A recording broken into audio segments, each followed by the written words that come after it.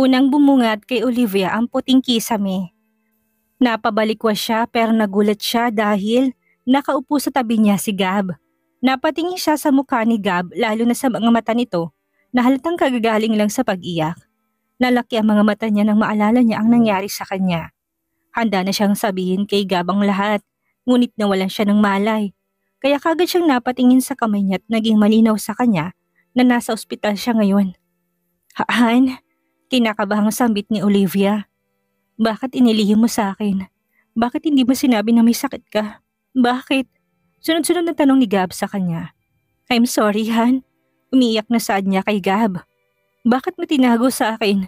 Kailan mo sasabihin sa akin kapag wala ka na? Naisip mo malang ba kami ng anak mo? Hindi mo ba kami mahal? Hindi ba kami mahalaga sa'yo? Napakamakasarili mo. Puno ng hinanakit na tanong ni Gab sa kanyang asawa. Huwag mo namang questionin ang pagmamahal ko sa inyo. Mahal ko kayo pero natatakot ako. Gusto ko naman sabihin sa'yo kanina eh. Gusto kong gumaling kung alam mo lang na ang sakit para sa akin na isipin na may posibilidad na iwan ko kayo. Umiiyak na saad niya kay Gab. Masakit para kay Olivia na ganun ang tanong sa kanya ni Gab. Mahal niya ang mag-ama niya pero paano niya sasabihin kaagad kung kababati pa lang nila? Paano niya aaminin? Pero sana sinabi mo pa rin sa akin kaagad. Dagdag pa na saad ni Gab. Paano ko sasabihin? Dapat ba sinabi ko na sa'yo noong unang pagkikita natin? Ganun ba dapat ang ginawa ko? Han, tawag ni Gab sa kanya. Bago ang lahat ng ito sa akin. Kung alam mo lang, hindi ko gusto na magkasakit. Sa loob ng 2 taon kinaya kong lahat.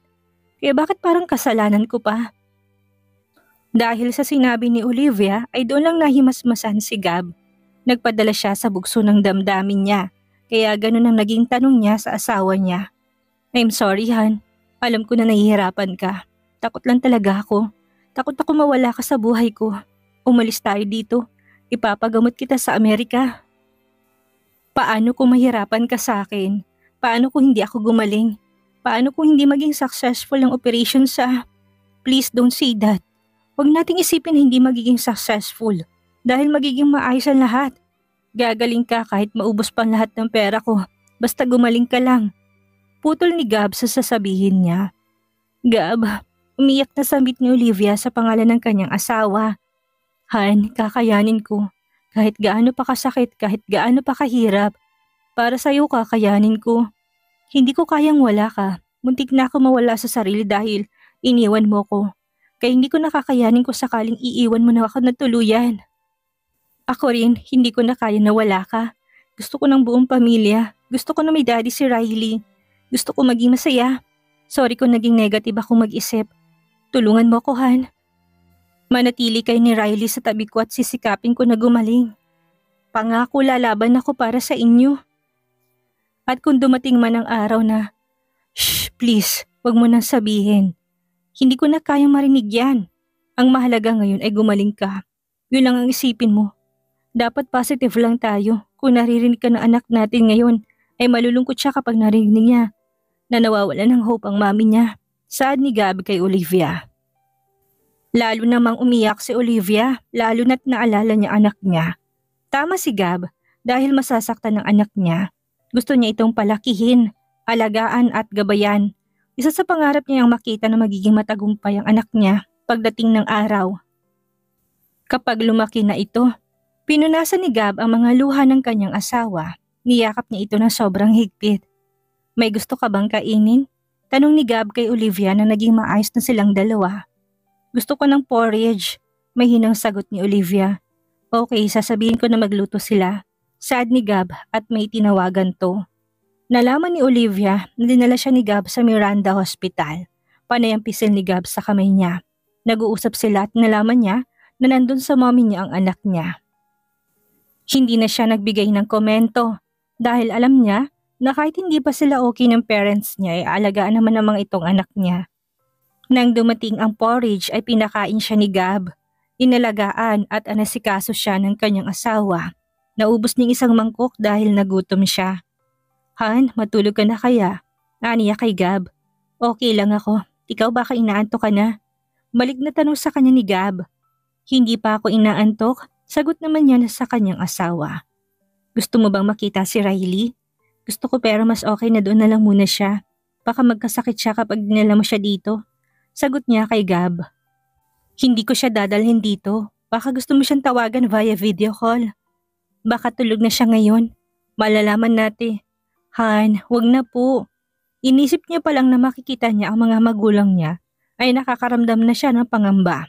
Aaminin niya na nahihiya siya, lalo na naging matigas siya sa mga to.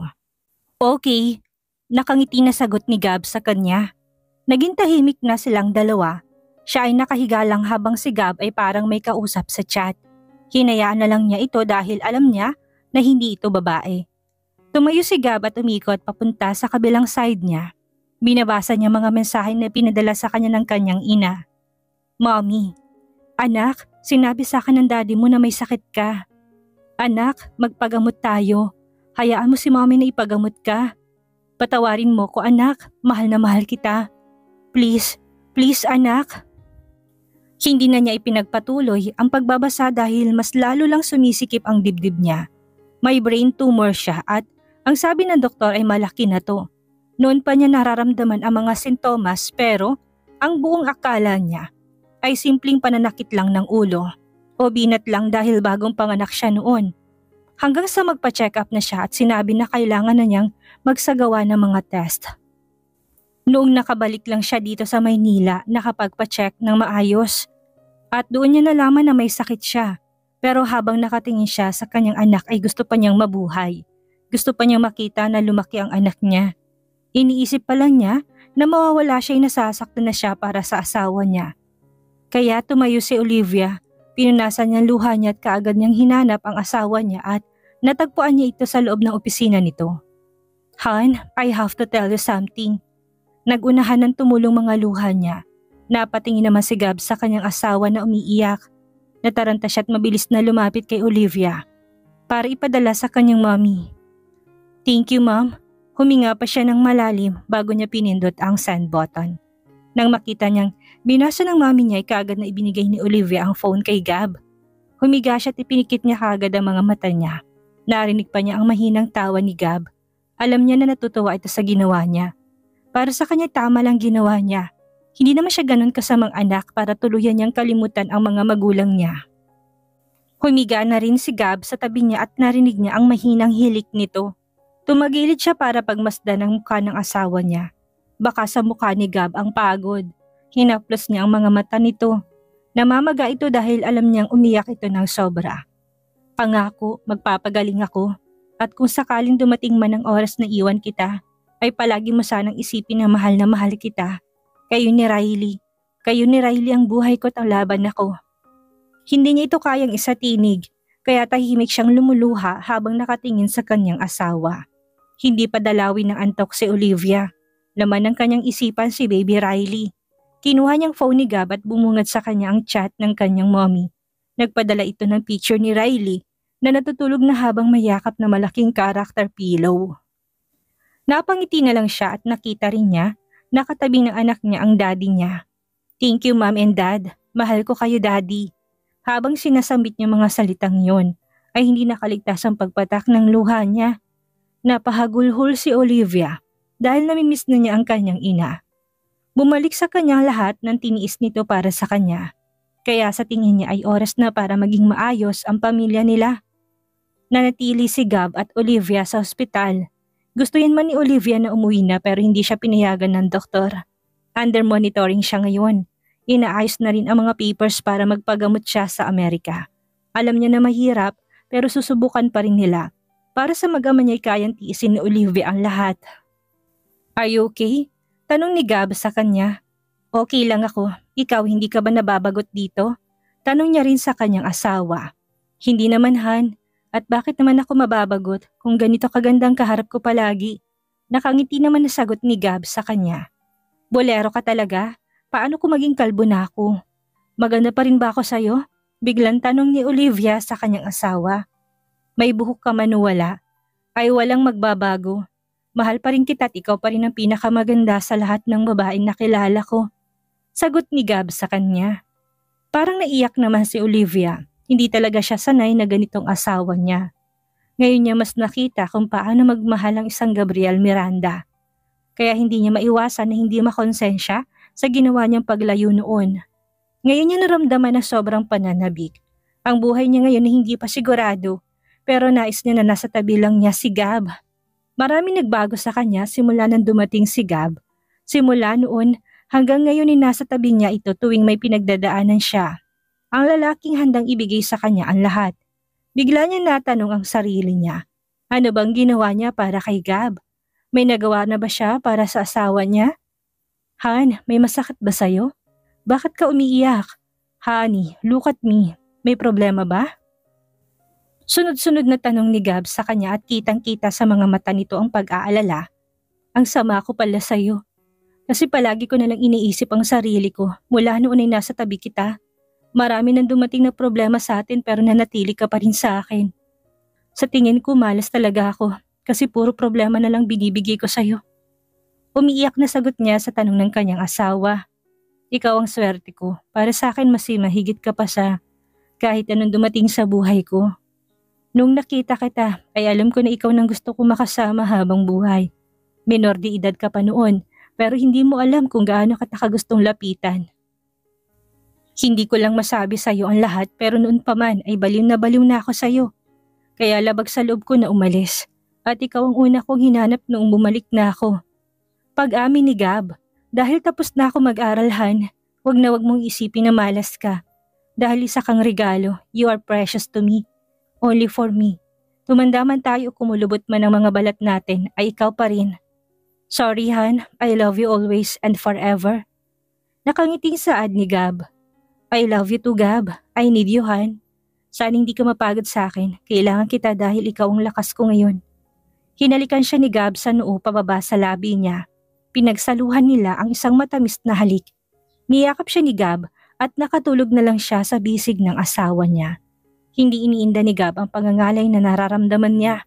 Hinayaan niya ang asawa niya na matulog sa bisig niya. Napapansin niya na nagiging antukin na to. Sunod-sunod na rin na umaatake ang sakit ng ulo nito. Kung pwede lang na siya na lang at hindi na si Olivia ang nasasaktan ay gagawin niya. Narinig niya na may tumatawag sa phone niya kaya inayos niya sa higaan ang asawa niya. Hello ma'am, sagot niya sa phone niya. Tumawag ang mami ni Olivia sa kanya. How is my daughter? Tanong nito sa kanya. She's sleeping now. Sagot niya sa ginang. Alagaan mo siya anak. Humihingi ako ng tawad sa lahat na nagawa namin sa inyo. Ramdam niya pagsisisi sa boses nito. Wala na po sa akin yun ma'am. Sana'y magkaayos na kayo ni Olivia. Mahal ka niya at sana bigyan niyo lang po siya ng time. Handa ako maghintay Gab. Ang mahalagay gumaling ang anak ko. Mahal na mahal ko siya. Umiiyak na saad ni Luz. Mahal ko rin po kayo mami. I'm sorry po. Sorry po kung nagalit ako sa inyo. Nagising si Olivia at kinuha niyang phone kay Gab. Nagulat si Luz dahil hindi niya inaasahan na si Olivia na ang kausap niya. Tinakpan niyang bibig niya dahil ayaw niyang marinig ng anak niya ang hikbi niya. Masaya siya na marinig yun mula sa kanyang anak. Para sa kanyang isa ito sa pinakamasayang araw ng buhay niya. Hindi ka na ba galit kay mami? Tanong niya kay Olivia. May tampo pa po ako pero gusto ko na po maging maayos na po tayo. Hindi ko na po kayang magalit sa inyo. Mahal ko po kayo ma'am. Nasaktan lang po ako pero hindi ko po kayang magalit sa inyo ng matagal. Matagal ako nagalit sa inyo at sobrang bigat po sa dibdib ko yon. Gusto ko po kayo makita. Pwede po ba kayong pumunta dito? Isama niyo po si Riley kahit na saglit lang. Gusto ko po mayakap ang anak ko. Mahabang saad ni Olivia habang umiiyak. Sige anak, ngayon din ay pupunta kami dyan. Isasama kong apo ko. Sagot ni Luz sa kanyang anak. Mabilis na lumabas si Luz sa silid nila para hanapin si Sander. Natagpuan niya ito na nakaupo sa may sala. Habang nilalaro ang apo nila, gusto makita ng anak natin si Riley. Pagbigay alam niya kay Sander. Really? Hindi naman makapaniwala na tanong ni Sander sa kanyang asawa. Kakatawag lang niya. Let's go, huwag na natin siyang paghintayin. Mabilis na bumiyahe papunta sa ospital ang mag-asawa kasamang apo nila. Kabada si Luz habang nasa biyahe sila. Pero inisip niya na maayos na lahat at wala siyang dapat ipag-alala. Kinakabahan ako Han. Paano ko sila haharapin? Kinakabahan na tanong ni Olivia kay Gab. Relax Han, alam ko na magiging maayos ang lahat. Nakangiti na saad ni Gab sa kanya. Sa tingin mo, dagdag pa nito. Yeah, they made mistakes pero hindi mababago ang katotohanan na mahal ka nila. Just relax, Han. Naisip niya na tama si Gab, magiging maayos ang lahat. Ramdam niya ang pagmamahal ng mga magulang niya. Nanlalamig ang mga kamay niya sa kaba. Hanggang sa biglang bumukas ang pintuan at bumungad sa kanila ni Gab ang parents niya. Buhat ng daddy niya si Riley. Ma'am, Dad, tawag niya sa mga ito. I'm sorry anak. Mabilis na lumapit ang mommy niya sa kanya. Niyakap siya nito ng mahigpit. Habang panay ang ulog, nito ng I'm sorry anak. Umiyak ang mag-ina habang magkayakap. Si Gab naman ikinuha anak niya kay Sander. Lumapit naman ito sa mag-ina at niyakap niya to. Hindi naman mapigilan ni Gab na mapaluha habang pinapanood ang mga to. Masaya siya dahil naging maayos ng relasyon ng mga ito. Baby Riley, tawag nito sa anak nila. Kaya mabilis siyang lumapit at pinakarga kay Olivia ang bata. Namiss kita baby ko. Pinugpog ni Olivia na halikang buong mukha ng baby nila. Baka sa mukha nitong pananabik sa anak nila. Ang lahat ng puot sa puso ni Olivia ay biglang naglaho. Para sa kanya'y magaan sa dibdib kapag walang galit na nararamdaman. Hahayaan niya na bumawi sa kanyang mga magulang niya. Hindi na niya ipagkakait ang pagkakataon na to para mabuo ang pamilya nila. Pero habang nasa gitna sila ng isang masayang pag-uusap ay sumakit na matindi ang ulo niya. Ah! Ang sakit! Hiyaw niya sa sobrang sakit nito. Mabilis na pinindot ni Gab ang buzzer. Dahil humihiyaw na si Olivia sa sobrang sakit habang nakahawak sa ulo nito. Gab, ang sakit ng ulo ko! Hiyaw ulit ni Olivia. Mabilis niyang dinaluhan ang asawa niya. Mabilis rin na dumating ang doktor. Sa tingin ko'y kailangan na nating isagawa ang operasyon sa lalong madaling panahon. Kailangan niyo na siyang dalhin sa US as soon as possible. Saad ng doktor. Inasikaso ng mga doktor si Olivia. Ginawa nilang lahat para mapabilis ang pag-process sa mga papers na kailangan sa paglipad nila sa US. Nakatulog si Olivia dahil sa binigay nilang painkiller. Pero habang nakatingin si Gab sa kanyang asawa, ay hindi niya maiwasan na hindi maawa sa asawa niya. Sasama ako sa inyo sa US anak. Ako mag-aalaga kay Riley. Saad ni Luz kay Gab. Sige po ma'am. Pasensya na po kayo kung kailangan kong ipaalaga sa inyo anak namin. Saad ni Gab sa kanyang biyanan. Hindi mo kailangang sabihin yan. Obligasyon ko to anak. At ito lang ang magagawa ko para sa anak ko. Sapat na sa akin na samahan mong asawa mo. Maraming salamat sa pagmamahal mo sa kanya. Parang naiiyak na saad ni Luz. Sobrang nagpapasalamat siya sa Panginoon dahil binigyan si Olivia ng isang mabait at mapagmahal na asawa. Kaya alam na niya na hindi ito pababayaan ang anak niya. Umalis saglit si Gab at si Luz na lang ang naiwan para magbantay sa anak niya. Habang nakatingin siya sa anak niya ay hindi niya maiwasan na magalit sa sarili niya dahil alam niya na naging pabaya siyang ina. At naisip niya na kung hindi siya nangialam sa buhay ng asawa ay siguro'y siyang magaling na ito ngayon. Siguro hindi ito malis noon. Hindi niya maiwasan na hindi sisihin ang sarili niya. Anak ko, alam ko na kaya mo to. Para sa mag-ama mo, kahit hindi na para sa amin ng daddy mo. Kausap niya sa anak niyang natutulog. Samantalang nagising si Olivia dahil may narinig siyang umiiyak. At bumungad sa kanyang mommy niya na ngayon ay umiiyak habang hinihimas ang buhok niya. Bakit ka umiiyak mom? Tanong niya dito. Napuwing lang ako anak, pagsisinungaling ni Luz. Mom, naiinis ako sa sarili ko anak. Dahil alam ko na kasalanan ko to. Hindi kita naalagaan dahil selfish ako. Sorry anak. Sorry dahil pabaya akong ina. Umiiyak na saad niya kay Olivia. Mom, bakit niyo ba sinisisi yung sarili niyo? Wala kayong kasalanan dahil tadhana ko talaga to. Thank you and sorry mom. Alam ko na may pagkukulang din po ako sa inyo bilang isang anak at hindi lang po sa inyong problema kundi pati na rin po sa akin. Huwag na po kayong umiyak dahil sisikapin ko po na gumaling. At magsisimula po tayo ulit bilang isang masayang pamilya. Patawarin niyo rin po ako sa mga pagkukulang ko sa inyo. Umiiyak na saad ni Olivia sa kanyang ina. Pinunasan naman ni Luz ang luha ng kanyang anak. Alam niya na walang pagkukulang ang anak niya. Kaya masakit para sa kanya dahil sa kabila ng lahat na nangyari sa kanila, ay lumaki ito bilang isang mabuting tao. Guilty siya dahil hindi niya ito naalagaan ng mabuti dahil puro na lang ang sarili niyang iniisip niya. Dahil sa mga mali niyang plano at desisyon sa buhay ay naapektuhan pati na ang pagiging isang ina niya. Anak, palagi mong tatandaan na wala kang naging pagkukulang sa amin. Huwag ka na umiyak. Sabi mo kanina tumahan na ako pero ikaw naman tong umiiyak ngayon. Saad naman niya sa anak niya. Sorry ma'am, nakangiting sabi ni Olivia. Hindi alam na mag-ina na kanina pa sila naririnig at nakikita ni na Sander at Gab. Kaya napangiti ang mga ito dahil okay na talaga ang dalawa. Pumasok na sila at pinagsaluhan nila ang masarap na pagkain na dala ni Gab. Hindi naman nagtagal sa ospital ang mag-asawa dahil kailangan na nilang umuwi para alagaan si Riley. Han, tawag niya kay Gab. Yes, Han. Sa tingin mo kakayanin ko ba? Tanong ni Olivia kay Gab. Oo naman at nandito lang ako sa tabi mo.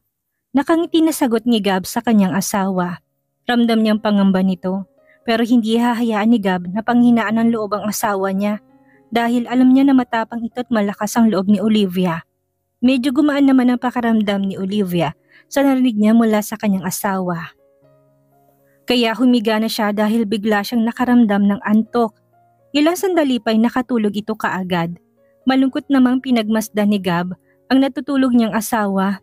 Awang-awa siya sa asawa niya pero wala naman siyang magawa para pawiin ang lahat ng sakit na nararamdaman nito. Pumasok ang doktor ni Olivia at sinabi nito na okay na mga papeles para sa pag-transfer nito sa Amerika. Kaya nagpasalamat si Gab dahil makakalipad na sila kagad sa Amerika. Kagad niyang tinawagan ng pinsan niya na may-ari ng airline company para humiram ng isang private plane na gagamitin nila. Kagad naman itong pumayag, handang-handa na talagang lahat. Laking pasasalamat ni Gab dahil may pamilya siyang maasahan. Humiga muna si Gab sa may sofa dahil balak niyang umidlip muna. Mahimbing na natutulog si Gab at hindi niya namalaya ng oras. Nang gumising siya ng umaga ay ang buong akala niya gising na rin si Olivia dahil ganitong oras ito nagigising. Hinintay niya ito dahil iniisip niya na baka masarap lang ang tulog ni Olivia. Pero sumapit na ang tanghali ay hindi pa rin ito gumigising. Bigla siyang nakaramdam ng kakaiba. Natakot siya bigla at hindi niya alam ang mangyayari sa asawa niya. Mabilis niyang tinawag ang doktor. Kaagad namang dumating ang doktor, nagtataka si Gab dahil nagkakagulo mga doktor. Mabilis din nilang pinasok sa ICU si Olivia. Dok, what's going on? Ano nangyayari sa asawa ko? Kinakabahan tanong ni Gab sa doktor. Sorry, pero comatose ang asawa mo ngayon. Kailangan na talaga natin siyang ilipad papunta sa US. Kasi kung magtatagal pa, baka mas lalong lumala. Sagot ng doktor sa kanya. Biglang nawala ng lakas sa mga tuhod ni Gab. Hindi niya inakala na ganitong mangyayari sa asawa niya. Ang buong akala niya kasi natutulog lang ito. Natatakot siya dahil hindi siya handa at hindi niya kaya na makitang ganito ang asawa niya. Anak, tumayo ka na dyan. Utos ng mami ni Gab. Anak, magiging okay din ang asawa mo. Huwag kang mawala ng pag-asa. Kaya natin to, Gab. Mom, bakit ang asawa ko pa? Bakit hindi na lang ako? Bakit? Umiiyak na tanong ni Gab sa mami niya. Don't say that, anak. Lagi mong isipin na may dahilan ang lahat at hindi natin hawak ang sarili nating buhay. Tibayan mong loob mo, kagaya ng kung paano mo siya ipaglaban sa akin. Sad nito kay Gab. Dahil sa sinabi ng mami niya ay naisip ni Gab na tamang mami niya. Inasikaso na niya ang lahat ngayong araw dahil mamayang gabi ay lilipad na sila papunta sa US. Ipapagamot na niya ang asawa niya. Inasikaso na rin ng tito niya ang lahat sa US at sila na lang ang kulang. Baby Riley, aalis lang muna kami ni Mommy. Susunod na lang kay ni Lola mo sa akin. Kailangan na kasi naming umalis ng mami mo mamaya para gumaling na si Mommy. Kausap ni Gab sa anak niya. Alam niya na hindi pa ito makakasagot sa kanya pero nais pa rin niya itong kausapin. Mom, we need to go now kasi kapag tumagal pa baka hindi na kayanin ni Olivia. Paalam ni Gab sa biyanan niya. Ingat kayo anak, tawag kapag dating niya doon. Susunod kami kaagad, saad ni Luz at niyakap niya si Gab. Bumalik na si Gab sa ospital at naghanda na sa kanilang pag-alis. Hindi niya alam kung anong mangyayari sa kanila ni Olivia pagdating nila sa Amerika. Pero malaking tiwala niya na makakaya ng asawa niya ang lahat. Sakay ng isang private plane ay bumiyahin ng mag-asawa papunta sa US. Hawak ni Gab ang kamay ng kanyang asawa. Umiiyak siya dahil takot na takot siya. Mahal na mahal kita, Han. Bulong niya sa tenga ni Olivia. Kitang-kita ni Gab ang luha na dumaloy sa gilid ng mata ng kanyang asawa. Alam niya na naririnig siya nito. Lumaban ka't magpagaling dahil hindi ako aalis sa tabi mo. Saad pa ulit ni Gab sa kanyang asawa. Humagulhol siya dahil biglang gumalaw ang kamay ni Olivia. Pagkadating nila Gab sa US ay kaagad na inisikaso si Olivia.